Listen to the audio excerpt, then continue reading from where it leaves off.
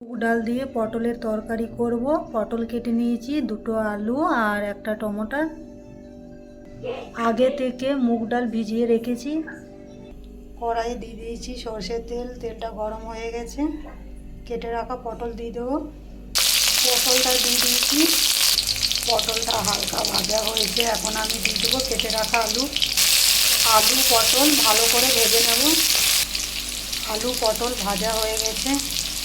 কড়াইয়ে দিয়ে দিলাম আবার কিছুটা সর্ষের তেল, তেলটা গরম হয়ে গেছে। দিয়ে দিলাম গোটা গরম মশলা, একটা শুকনো লঙ্কা আর দুটো তেজপাতা।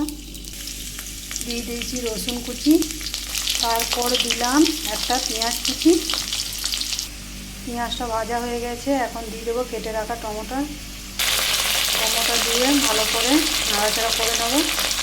টমেটো দিয়ে কিছুক্ষণ ভেজে নিলাম। এখন দিয়ে দেবো আদা রসুনের পেস্ট।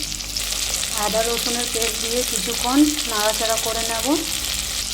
আদা রসুনের কাঁচা গন্ধটা চলে গেছে। এখন দিয়ে দেবো গুঁড়ো মশলা, হলুদ গুঁড়ো, লঙ্কা গুঁড়ো, গোলমরিচ গুঁড়ো আর জিরে গুঁড়ো।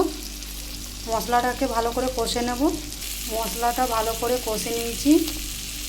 ধুয়ে রাখা মুগের ডাল দিয়ে দিয়েছি। কিছুক্ষণ নাড়াচাড়া করে নিয়েছি। ভেজে রাখা পটল আলু দিয়ে দিয়েছি। পরিমাণ মতন লবণ দিয়ে দিয়েছি। কিছুক্ষণ নাড়াচাড়া করে নেব। নাড়াচাড়া করে নিয়েছি। এখন দিয়ে দেবো গরম জল। গরম জল দিয়ে 10 মিনিট হতে দেব।